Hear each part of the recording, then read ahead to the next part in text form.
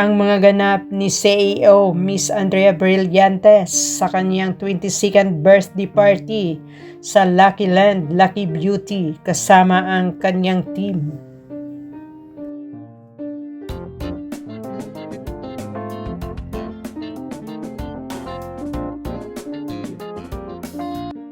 Humataw naman ng mga pasabog si Miss Andrea para mapasaya lang ang kanyang mga kaibigan at ang kanyang team.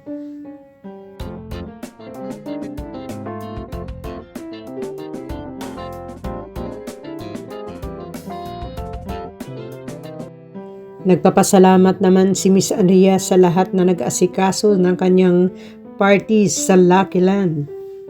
Hi everyone! First of all, I would like to thank each and every one of you for making time for Lucky Land. This is a dream come true for me, for a lot of us. We mounted this. Smart at napaka-talented itong si Miss Andrea Brillantes. Yung iPad ko, meron ako yung iPad mini. Pinapakita ko lang sa kanila yung drawings ko nung 17, 18 ako. Pinapakita ko kung ano yung gusto ko mag-itsura ng makeup brand ko, kung magkakaroon man ako ng sarili makeup brand ko.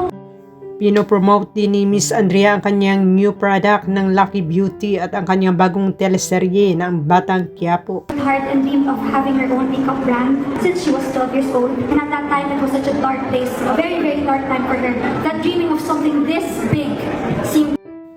At sinishare naman ni Miss Andrea ang kanyang karanasan mula pagkabata kung paano ito naging hardworking at paano rin ito nagtagumpay.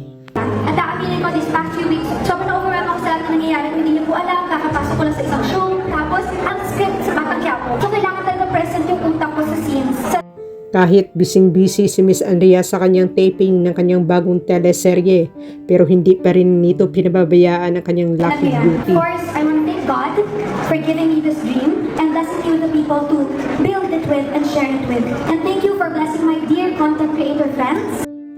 Ang showdown ni Miss Andrea at ang kanyang kaibigan sa harap ng kanyang bagong produkto ng Lucky Beauty.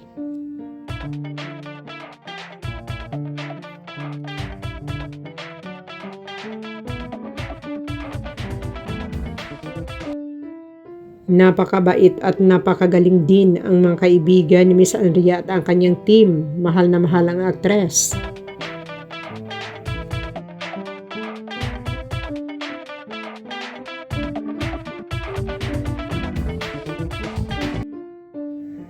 Napakatega at napakasipag itong si Miss Andrea, kaya lubos na pinagpala ng ating Panginoon.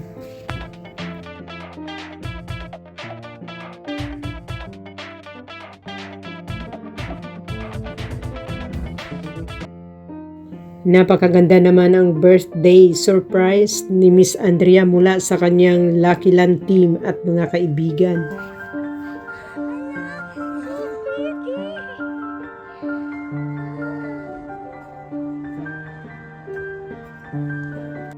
Gusto daw umiyak ang aktres sa tuwa nang nakita nito ang kanyang birthday gift surprises.